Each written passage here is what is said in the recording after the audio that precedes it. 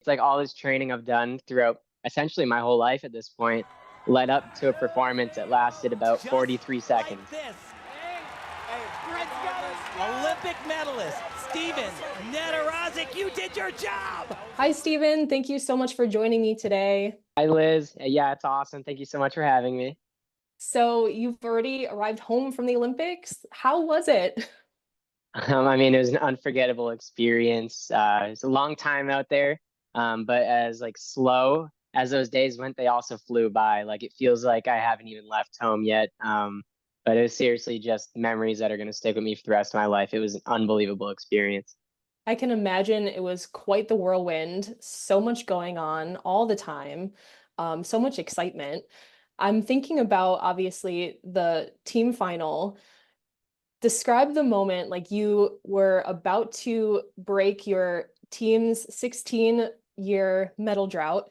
You're doing your routine, you're about to dismount. What is going through your head at that moment? So obviously it was such a long day for me because horses last rotation. So I kind of just sat around the whole time. We really didn't pay attention to any of the team scores whatsoever. So I had no idea what position we were in, what score I needed to get. All I knew is my job was to go up there and hit a good horse routine for the team. So I was definitely a bit nervous and a little tense while I was on the apparatus. But as I got past my last couple elements, as I was going for that dismount, in my head, I was like, dude, I think every person hit every single routine. Like, we might have just medaled. And like, I was literally smiling before my feet even hit the ground because like I was so confident in that moment that we finally got that medal after so long. And I mean, it was just so surreal. And then for my teammates to also be there, lift me up and cheer me on, it was just an unforgettable experience. Yeah, I love the camaraderie. Y'all really seemed like you bonded and you were so tight. Like, I love that so much. Definitely because we're all from NCAA schools as well. That we kind of went there with that mindset. Like, let's compete like it's NCAA's. Let's actually have fun out here. I love it. And it kind of in some sense takes the pressure off a little bit if you frame it in that sense. It's like you're not at the Olympics, you're at an NCAA event. Like, let's just do this. Yeah, exactly. That's kind of like exactly what you're going for. Like, there's no reason for us to make, what is the biggest meet of our lives feel like the biggest meet of our lives. Let's just make it feel like, back at NCAA's when we would have fun with the guys and enjoy every routine. And that mindset definitely helped us for sure. Yeah, as a spectator, I had that thought of like, it's so crazy to me that all of the athletes, their entire career, your entire career comes down to like a minute, maybe. Like, that's so insane to me. Yeah, no, it's like all this training I've done throughout essentially my whole life at this point led up to a performance that lasted about 43 seconds. That's insane. That's insane. And by now, I'm sure you've seen hundreds, maybe thousands of memes of yourself online. What is your general reaction to all of that? Like, if you had to pick a few favorites, like, what would you pick?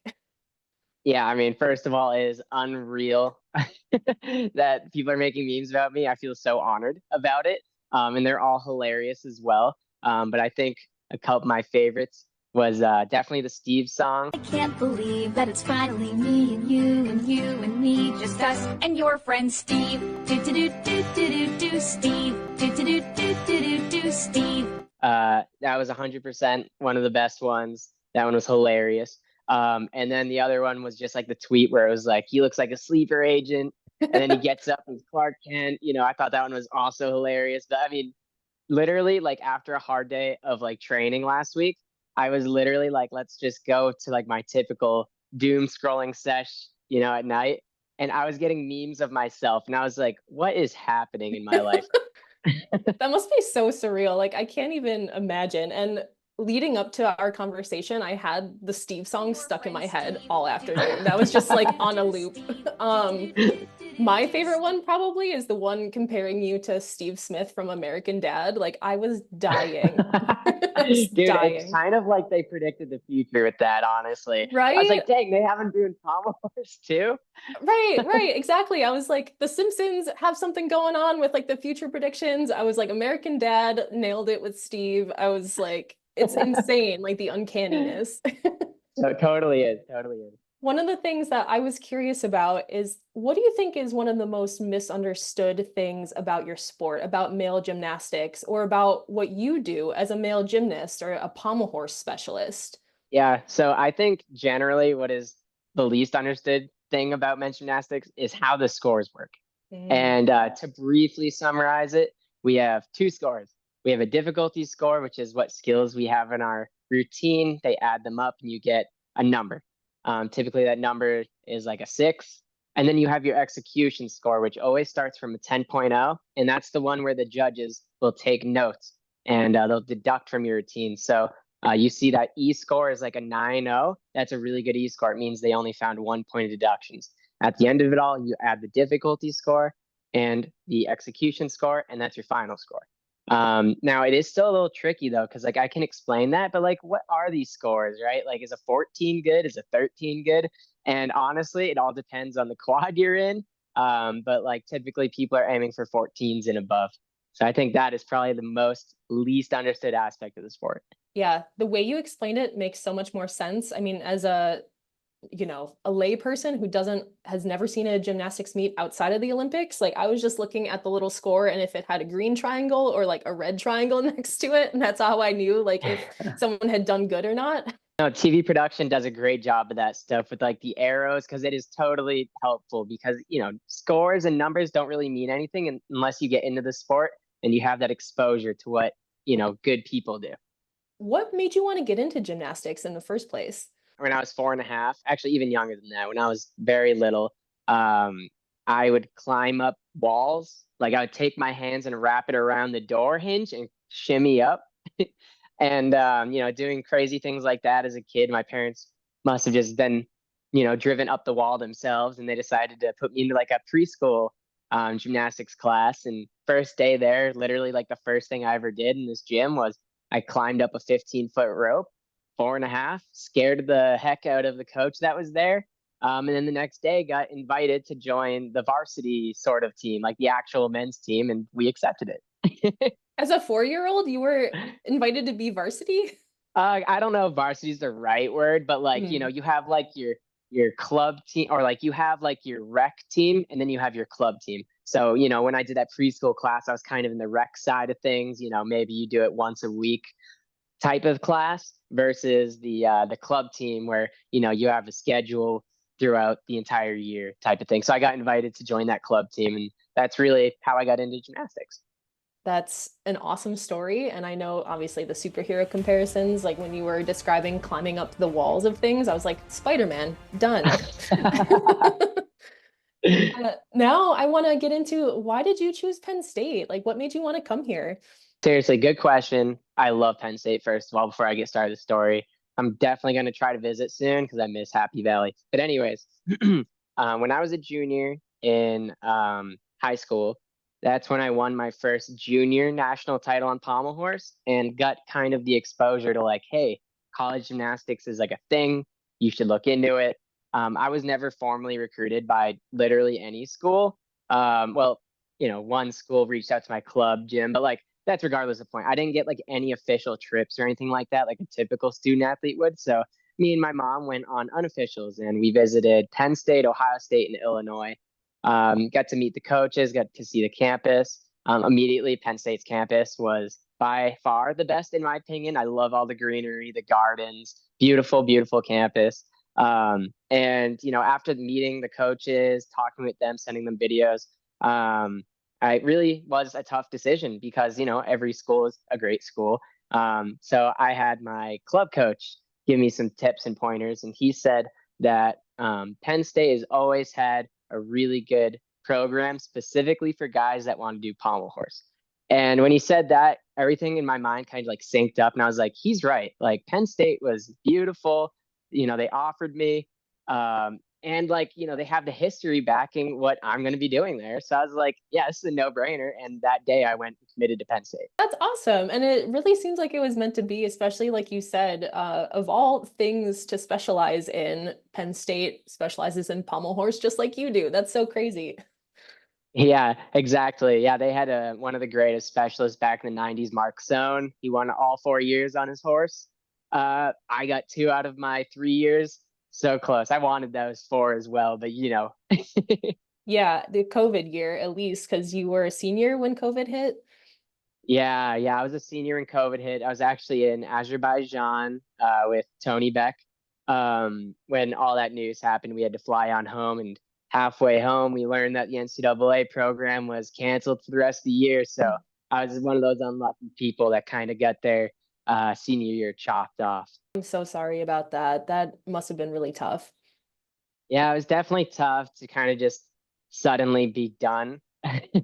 Really, you think that you're going to have the experience of your last home meet or your last dismount for Penn State. But I didn't even realize that, my last competition for Penn State, I would have never thought that was going to be my last one ever, especially because I did a really bad job. So it's not No. a good one to end on. I mean, at least that wasn't the end of your story, clearly. You got a chance to rewrite things a little bit on a much bigger stage. Exactly. I had to continue the story, couldn't leave it there. But speaking of a happier story, you met your girlfriend of 8 years, Tess, at Penn State. Tell me about how that went down. We're the same class, both in gymnastics. It was literally like the first week of college. We were going through the Academic Center for Athletes. And we kind of were just making our rounds, doing our sort of like tests and stuff for ADHD, things like that. And I remember I saw her and I was like, oh, I think she's on the gymnastics team. And then I saw her like crack her back and I was like, oh, you cracking your back? That was like my opening line. It was like, I was like, dang, I'm so dumb.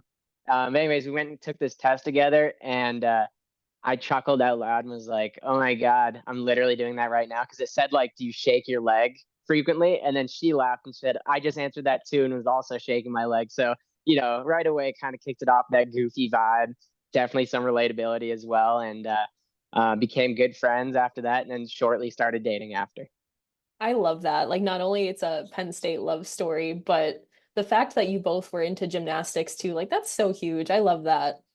Yeah, it's seriously meant to be. Well, and I love that the internet is now calling her Mrs. Pommel Horse. Is that a title that she willingly accepts? She definitely accepts it, but I don't think she gave it to herself. I think the people chose her to be Miss Pommel Horse. Yes, I love that. And not only did you meet Tess here, but you got your cat Kyushu from Center County Paws. Is that right? Yes, I do. He's the cutest orange little guy.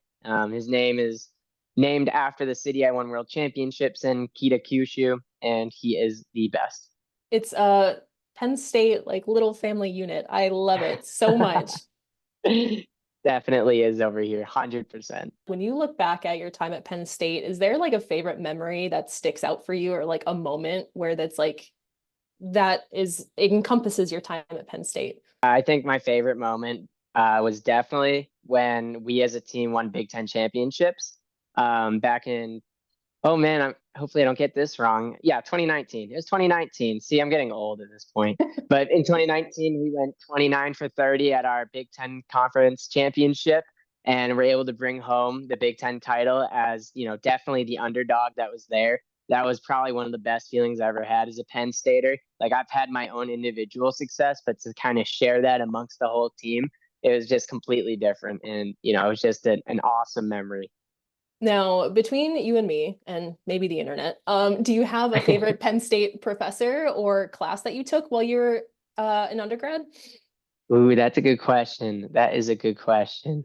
What was my favorite class? I think my favorite class was probably EE 340. And I do not remember my professor's name. I'm sorry. Sorry to you, Mr. Professor, but you teach that class. You taught that class very well and really got me into that field of electrical engineering. For any future Penn Staters out there, future gymnasts, nerds, engineers, what do you want to say to those folks? Just be true to yourself, honestly speaking, just be yourself, be the nerdy you that you want to be. Go into college and pick a degree that you think you're going to enjoy, not something that's going to make you lots of money. For me, I loved electrical engineering. I knew that from high school. So that's what I went into. And I recommend that all of you do the same. Follow your dreams. I love that. Anything else that you want to add? Just that I love the Penn State gymnastics team, and they're about to go crazy this year. Let's get it, Penn State. Heck yeah. Let's finish that with a we are. We are. Penn State. Thank you so much for Yeah. your time, Stephen. I so appreciate it. And hopefully we'll be seeing you in Happy Valley very soon. Hopefully I will be there soon. And thank you so much. I really appreciate this opportunity.